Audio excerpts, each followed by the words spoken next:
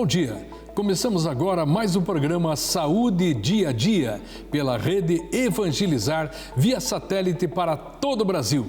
Inclusive nas mídias sociais, né? Pela internet, também por aplicativos, pelo YouTube, pela Facebook, Instagram, Sky, Net, claro. É impressionante a audiência do programa em 2.170 cidades e 19 capitais.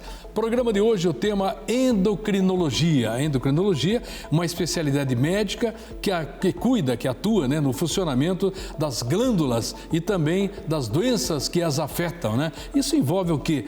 Relacionada com hormônios, metabolismo. E para falar sobre o tema, nós convidamos uma brilhante profissional da área, que é a doutora Daniele Zaninelli. A doutora Daniele, endocrinologista, é médica formada pela Federal, é residência pelo HC, Hospital de Clínicas, também da Federal, e com especialização por dois grandes centros médicos internacionais, que é o Hospital Maggiore de Milano, da Itália, e também o Hospital Policlínico de Nápoles, também da Itália, né? Eu sou descendente de italiano, então fico um pouquinho feliz, né? O que significa obesidade e sobrepeso?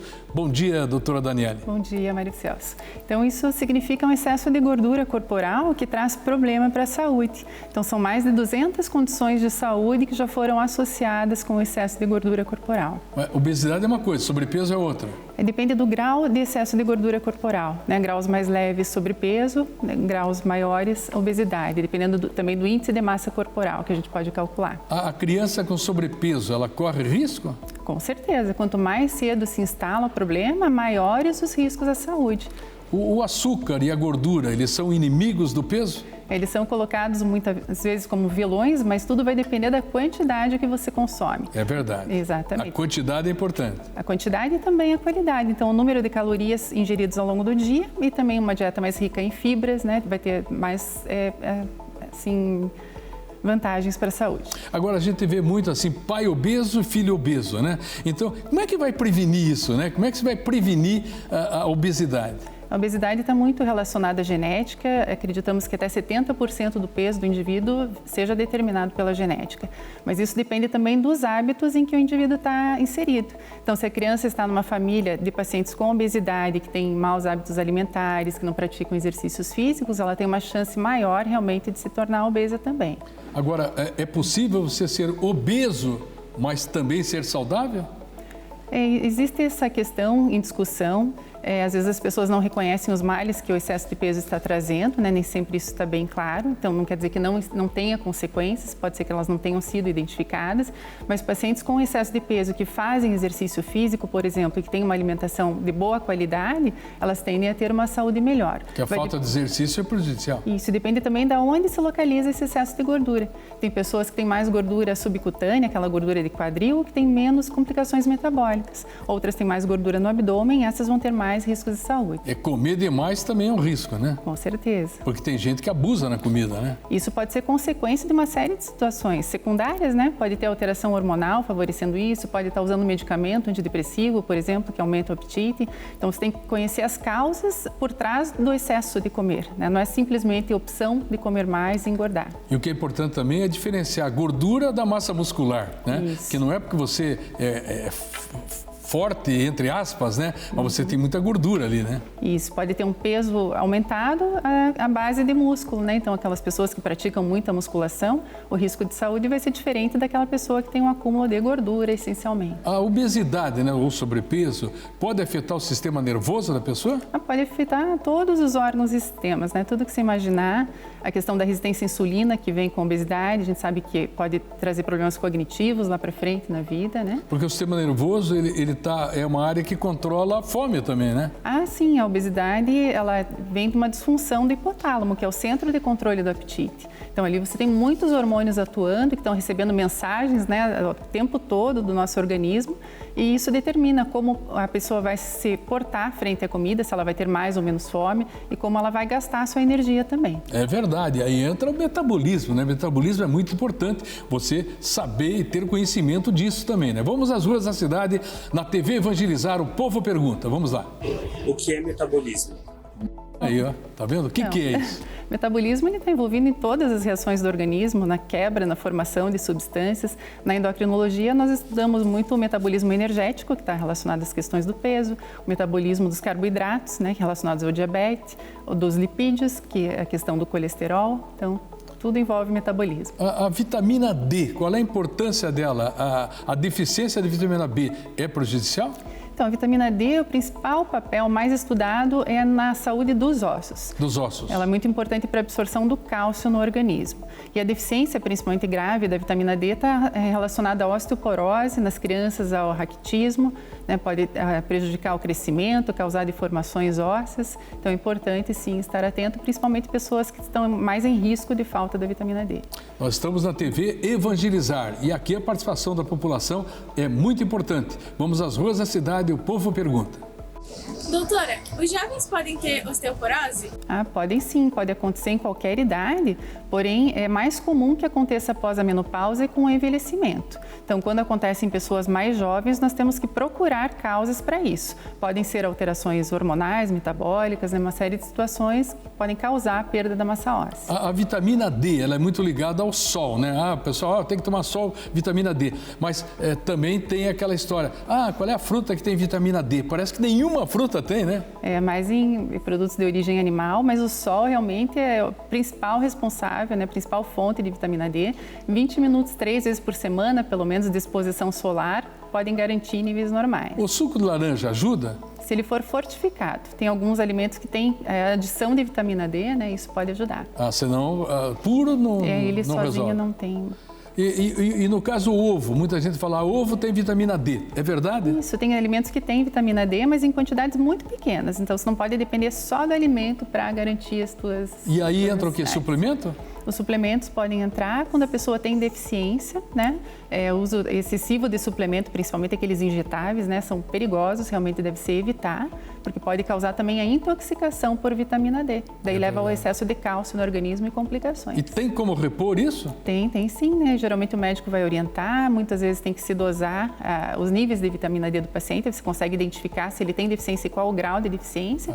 E aí, com base nisso, você vai orientar a dose que o paciente precisa. Comer sardinha, atum, é folclore ou isso ajuda? Também tem um pouco de vitamina D, sim. A manteiga tem também? Também. É interessante isso, né? Eu detesto fígado, não gosto de comer fígado, mas que faz bem, né?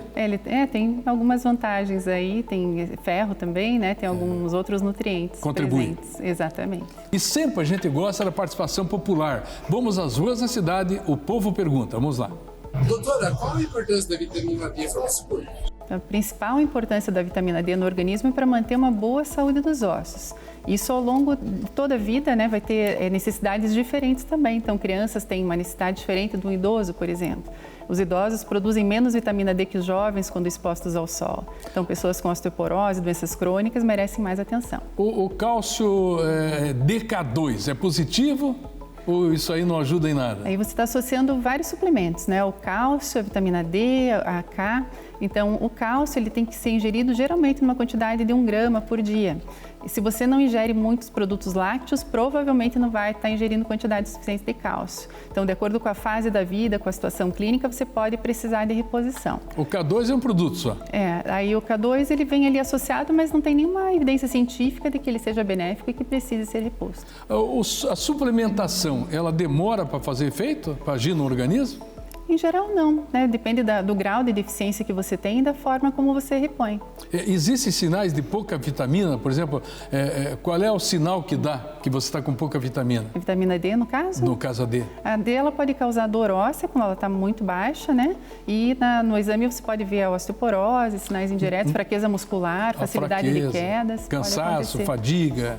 É pouco comum, né? Você não vai esperar ter um sintoma desse para fazer o diagnóstico, mas pode acontecer. Agora, tem gente que quer repor todos os dias. Pode tomar todos os dias vitamina D? Essa reposição diária parece até ser melhor do que a reposição de grandes quantidades de uma vez só. Ela é mais segura, dependendo da dose que você usa, da indicação. A criança pode tomar? A criança pode, mas seguir sempre a orientação do pediatra, né? Não fazer suplementação sem orientação médica. Qual é a diferença da diabetes e pré-diabetes? São as fases do estágio da doença. Então, no pré-diabetes, você tem uma alteração discreta da glicemia e no diabetes, essa alteração é maior e está associada a mais riscos de saúde. E quando que esse nível de açúcar no sangue é perigoso? Então, acima de 99 já é alterado, né? Daí você tem que fazer uma avaliação médica para definir bem o teu diagnóstico. Acima de 126 é o diabetes, né? Na glicemia de jejum. A pré-diabetes é o começo, então, é o início? Exatamente. São fases de um espectro, né? De uma linha aí de doença. E a causa da diabetes? O que causa a diabetes? Então, a genética é muito importante, o excesso de peso é um dos principais fatores de risco, né? O ganho daquela gordura visceral, principalmente do abdômen. E você sempre deve investigar em pacientes que têm problemas cardíacos, por exemplo, paciente com hipertensão, colesterol alto. Pressão alta. Que teve diabetes na gestação, então essas mulheres têm risco maior de desenvolver diabetes ao longo da vida. A apneia também. do sono tem relação? A apneia do sono está envolvida em muitos processos, né? Uma é a qualidade do sono, que ela afeta, e isso altera muito o metabolismo. O ganho de peso está muito associado com a apneia, então os problemas vão se somando, né? Geralmente tem vários fatores aí associados, aumentando o risco do paciente. E qual é o órgão que produz a insulina? É o pâncreas. Pâncreas. É uma glândula localizada no abdômen, né? Que produz a insulina, que vai ajudar a tirar o açúcar do sangue e manter em níveis normais. Quando que a pessoa fica dependente da insulina? Quando justamente o pâncreas deixa de conseguir produzi-la, né? É o diabetes tipo 1, no caso, ou um diabetes associado a problemas no pâncreas, como uma pancreatite crônica, o paciente que teve que retirar uma parte do órgão também vai ficar dependente da insulina. Aí você tem na insulina a injeção, a seringa, você tem também alguns componentes que você descarta em qualquer local. Não pode. Como é que você vai descartar esse material? Nós vamos saber já já com a doutora Daniele, que volta falando sobre esse tema. Até já.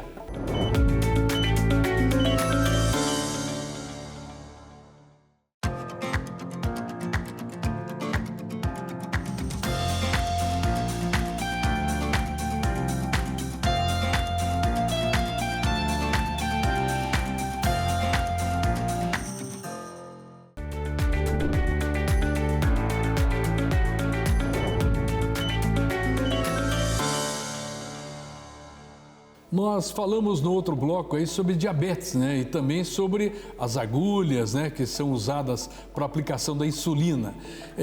Doutora Daniele, como é que faz o descarte desse material? Porque é perigoso, né? Exatamente. Infelizmente, a maior parte das pessoas joga no lixo comum e quem vai lidar com esse lixo, seja em casa ou na coleta, né, do lixo, no manejo desse lixo depois, pode se ferir, pode adquirir alguma infecção, né? Pode ter algum problema sério com isso. Existe logística reversa ou não? Ainda não, depende da consciência de cada um, né? Nós temos que saber que nós somos responsáveis também por aquele ato. Então, o que a gente recomenda é que se pegue um plástico vazio, um frasco vazio de algum produto de limpeza que tenha as paredes duras, né, firmes, e que você vá depositando ali as agulhas usadas, né, que tenha um fechamento ali que vede bem também. Quando aquilo estiver com ocupação de 2/3, você deve levar numa unidade de saúde que vai fazer a coleta daquele material e vai encaminhar para o tratamento adequado.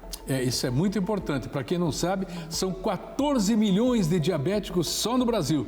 Então imagine quantas agulhas, né? Quantas seringas também descartáveis. E aí, perigo do gari também, que vai recolher esse lixo. Exatamente. Ou até daqueles catadores de papel também que querem saber o que tem ali e pode se machucar, né? Muitas pessoas que trabalham no lixão também, né? Coletando lixo. E tem que já, se for picado por um material desse, tem que buscar ajuda imediata, né? Exatamente. Tem alguns centros de atendimento que daí entra num processo de coleta de exames e acompanhamento por 6 meses para ver se o paciente não se infectou com alguma doença. A tireoide, né? Muita gente tem esse problema. Por que ocorre tireoide? Então, a tireoide é uma glândula localizada aqui no pescoço, ela produz o T3 e o T4, que são os principais hormônios, que eles determinam o ritmo de funcionamento do organismo. É borboleta? O tipo de uma borboleta? Tem formato assim? de borboleta, isso mesmo. E ela cresce? Ela pode crescer, daí nós vamos chamar de bócio, né? Pode formar nódulos, que podem ser benignos ou malignos, geralmente benignos, e pode também passar a produzir muito hormônio ou falta de hormônio. Vamos às ruas da cidade, o povo pergunta. Qual a importância do colesterol para o nosso corpo? Então, o colesterol é um tipo de gordura que participa da formação das estruturas celulares e também pelo bom funcionamento das células do organismo. Nós estávamos falando de tireoide. A tireoide pode comprometer a memória? Pode, tanto o excesso quanto a falta do hormônio podem comprometer, sim. E problemas de pele ou queda de cabelo também? Isso mesmo. Então, no hipotireoidismo, a pele fica seca, fria, e no hipertireoidismo, ao contrário, ela fica úmida, quente, né? Tem diferença. Ressecamento? Ressecamento no hipotireoidismo, principalmente. Por que acontece o tal do bócio, né? Que é o aumento, né? O inchaço? É o aumento do volume da tireoide. Antigamente era mais por falta de iodo, né? Hoje ele é mais incomum. pode estar associado a doenças autoimunes, por exemplo, o hipertireoidismo pode causar um aumento difuso da tireoide, ou associado ao bócio multinodular, que é a formação de vários nódulos que acabam levando ao aumento. Tem prevenção, doutora? Não tem nada específico que possa ser feito, né? Acompanhamento médico, cuidar muito para não usar Lugol, iodo, essas gotinhas que o pessoal usa para melhorar a tireoide, que na verdade só desencadeiam mais problemas. Vai piorar. Vai piorar. Agora, tem também o câncer de tireoide também. Isso, daí são os nódulos, né? Que você vai avaliar com ecografia, de acordo com as características do nódulo, pode-se indicar uma punção que vai dizer se ele é benigno ou maligno. Tem algum sintoma? Por exemplo, dor de garganta acontece? Não muito incomum, geralmente quando há uma tireoidite, que é uma inflamação da tireoide que também pode acontecer. Tireoidite. Tireoidite. Que coisa, hein? O distúrbio da tireoide, ela pode afetar a voz? Pode, daí no caso, geralmente quando é um câncer mais agressivo, né, que pode invadir as cordas vocais. Até quando os ossos crescem, os ossos do ser humano? Eles se desenvolvem ao longo de toda a vida. A gente fala que a gente tem que criar uma poupança de saúde óssea, né? Desde a criança, ingerir bastante cálcio, fazer exercício físico, que a contração muscular faz com que o osso fique forte. Então, tem que cuidar dele ao longo de toda a vida e ele vai se renovando ao longo de toda a vida, né? Ele vai sendo reabsorvido e formado constantemente. Sempre está crescendo. Isso. Vamos às ruas da cidade agora, mais uma participação da população. O povo pergunta, vamos lá. Doutora, qualquer pessoa pode tomar suplementos? Aí a gente tem que falar depende, né? Depende do estado de saúde. Então, se for uma pessoa saudável que usa um polivitamínico qualquer, provavelmente não vai ter nenhum problema. Mas ele pode interferir, sim, com a ação de outros medicamentos. Pessoas que estão usando anticoagulantes ou até em tratamento de câncer com quimioterápicos, pode ter interação e prejudicar o tratamento. O que é a diabetes gestacional? É um diabetes que aparece na gestação, que é descoberto durante a gestação. E é perigoso? Sim, ele pode trazer problemas para a mãe, para o bebê, né, problemas durante o parto e pode desencadear também um diabetes depois do parto. Como é que vai investigar isso? Como é que a gestante vai saber disso? É um exame de curva glicêmica que é feito, né, no período determinado da gestação. Se tiver alterado, ela já é encaminhada para tratamento, porque tem tratamento sim, né, deve ser tratado para evitar as complicações. A gente volta na tireoide porque me ocorreu uma pergunta. Quais são os alimentos inimigos da tireoide? Existe isso? Não existe. É só não inventar moda. Não usar nenhum suplemento especial, nada para tentar agir sobre a tireoide. Gordura saturada, doce, não tem ligação? O excesso de peso parece estar associado com o aumento do risco de nódulos de hipotireoidismo, mas nada assim diretamente com um nutriente específico. A pergunta de leigo, né? Castanha do Pará faz bem? Ela tem o selênio, que é importante, né, para a tireoide, mas se você consumir demais, existe a intoxicação por selênio que a gente tem visto. Então, queda de cabelo, fraqueza, né, alguns sintomas que podem aparecer. Então, aquelas 3 por dia já parece que é demais, tem que ser menos. Talvez 1 por dia seja bom. 1 por dia. É bom saber porque eu gosto muito disso, né? Abacate, leite também é bom? Todos os alimentos têm seus nutrientes, então se você consumir isso de forma equilibrada, sempre vai ter vantagem. Quando que a tireoide é preocupante? Quando que a pessoa deve se preocupar? Sempre que tiver qualquer sintoma, né, deve procurar um médico. É mais comum com o avançar da idade, né, vai se tornando cada vez mais comum o problema. Mas se tiver, como você comentou, cansaço, queda de cabelo, alteração de memória, de concentração, variações do peso, né, deve procurar um médico. Variações do peso, né? Porque não é só o bócio, o inchaço, pode emagrecer, pode engordar. É isso? Ou engordar demais geralmente não está associado com a tireoide. Geralmente são alguns quilos, principalmente em retenção de líquido. E no hipertireoidismo pode haver uma perda rápida de peso. A osteoporose, ela tem histórico familiar? A osteoporose é mais um enfraquecimento dos ossos, está associado com baixo peso, então mulheres muito magrinhas têm mais osteoporose e tem fator genético. Então mulheres que têm a avó ou a mãe que tiveram uma fratura de quadril tem que se cuidar mais porque ela tem um risco aumentado. Existem vários tipos, né? E quando aparece a osteoporose, qual é o maior problema? E realmente são as quedas? É o risco de fratura, né? Mesmo sem uma queda importante, você pode ter uma fratura que pode levar até óbito. Tem fatores de risco? Fatores de risco, sim. Então, pessoas sedentárias com baixo peso, como a gente falou, a questão da hereditariedade, né? Consumo excessivo de bebida alcoólica, por exemplo, tudo isso influencia no metabolismo. A menopausa é muito importante, né? Muito comum depois da menopausa. Tem como fazer a prevenção? Tem como evitar isso? Aí ao longo da vida, consumo adequado de cálcio, a vitamina D em níveis bons, fazer o exercício físico. E a osteoporose, se não tratada, pode gerar dores crônicas também, ou dependência? Essa dor crônica geralmente está associada a outros processos dos ossos e dos músculos. Não é possível reverter? A osteoporose, sim, nós temos tratamentos Pode? excelentes hoje, né? Tratamentos crônicos também, que a gente vê melhora da massa óssea com o tratamento e redução do risco de fratura. O fêmur, geralmente fala em fratura, lembra do fêmur, da coluna, são os ossos mais afetados, E né? são as fraturas mais graves, né? Leva a cirurgias. Pode levar à cirurgia em muitos casos. A cafeína pode ser um inimigo da osteoporose? Se for consumida em excesso, sim.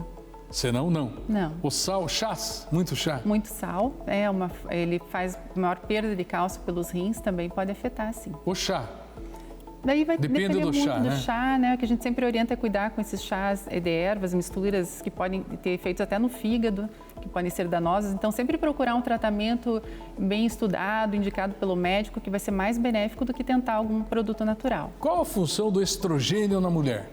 Ele é importantíssimo, né? Para manter todas as características femininas e a saúde da mulher. O que é o estrogênio? O estrogênio é um hormônio que ele atua dando todas as características, né, à mulher, e ele mantém a fertilidade, né, quando ele para de ser produzido, a mulher perde a fertilidade e entra na menopausa. Aí tem que entrar com suplemento também. Nem sempre, né? A reposição hormonal é feita se a mulher tiver muitos sintomas. Se ela for assintomática, você vai pesar sempre risco-benefício, histórico dela, se tem alguém com câncer na família, câncer de mama, de ovário, por exemplo, ela vai ter um risco aumentado. Então, sempre você vai ter que ver se ela tem mais benefício ou mais risco de fazer a reposição hormonal. O índice de osteoporose, mais em homens ou mulheres? Mas em mulheres, homens também podem ser afetados, mas geralmente depois dos 70 anos. Depois dos 70. E criança pode ter osteoporose? É mais raro. Mais difícil. Raro, O que é o GH? O hormônio do crescimento, que apesar do nome, não serve só para o crescimento, ele tem muitas funções metabólicas. São sigla em inglês, então? Exatamente. Tem suplemento para esse hormônio do crescimento? A gente não chama nunca de suplemento, a gente prefere usar a reposição hormonal, porque você vai ter que avaliar o paciente, fazer um diagnóstico de deficiência hormonal e daí fazer a reposição de acordo com o caso clínico. Hoje está em moda isso de suplemento, modulação, isso não existe, gente, é muito perigoso. Muita propaganda, né? Exatamente, isso pode trazer mais risco que benefício. O hormônio desse tipo, assim, ou suplemento, eles têm efeitos colaterais também? Com certeza, todos os hormônios têm que ser acompanhados, mesmo pacientes que têm deficiência e fazem o tratamento certinho, seguindo lá a risca, ele precisa ter acompanhamento de possíveis complicações no uso do hormônio. Agora, essa criança pode tomar o GH ou do crescimento? Se ela tiver deficiência do hormônio, com certeza. E qual o benefício desse GH? Daí nas crianças é o crescimento, geralmente, né, o principal benefício. Nos adultos, questões metabólicas mesmo. Quem tem diabetes pode usar ou não? Ele pode piorar o diabetes. Piora? Pode piorar. Então deve evitar. Daí depende se você tem a deficiência de GH comprovada, paciente que teve problema geralmente na hipófise, que é a glândula central, né? Ele pode precisar da reposição, daí o médico vai dosar realmente, cuidar muito da dose que vai ser utilizada e ver qual vai ser o efeito desse hormônio no corpo do paciente. Existe hormônio ligado à infertilidade feminina da mulher? A falta do estrogênio, né? Então, e o excesso de testosterona, que também está muito em alta. Tem muita gente até usando testosterona ou doenças associadas ao aumento da testosterona, como ovário policístico, pode prejudicar a fertilidade. Hoje está uma febre de academia, todo mundo indo para a academia, fazer exercício, atividade. Essas atividades físicas, elas podem alterar resultados de exames? Pode, tem algumas enzimas musculares, né, que você tem que tomar cuidado. Antes do exame é bom não fazer, então? Exercício muito intenso é bom evitar. A ausência de vitamina D pode retardar o crescimento? Sim, nas crianças, né? Então, quando acomete a criança hoje, ainda bem que é muito raro isso acontecer, né? São crianças que nunca se expõem ao sol, mas, enfim, pode acontecer sim. E, além da vitamina D, qual é a mais importante para, digamos, o ser humano? É o conjunto, né? Nós temos que ter uma alimentação equilibrada para ter o aporte a todas elas. Algumas são mais faladas do que outras, mas todas são importantes. Todas são importantes, cada uma para o seu objetivo. Exatamente. Né? A doutora Daniela Zaninelli, ela é especialista também em clínica médica, endocrinologia, metabologia, também formada e com cursos pela Sociedade Brasileira de Endocrinologia e Metabologia também. É uma brilhante profissional que hoje nos deu a honra de participar do programa Saúde Dia a Dia. Muito obrigado, doutora Daniela. Eu que agradeço. Parabéns aí pela Obrigada. sua conduta como profissional da saúde que tem ajudado muita gente. Muito obrigado. Agradeço a você também, telespectador, pela grande audiência, né? Muito obrigado. Nós estamos sempre aqui, sábado, 11 horas da manhã, pela TV Evangelizar. Eu quero agradecer a toda a equipe que faz esse programa, né? Desde a direção, produção, câmaras, direção de TV. Olha, a todos vocês, pessoal do som, muito obrigado. O programa é 10 e eu agradeço muito por isso. Até lá.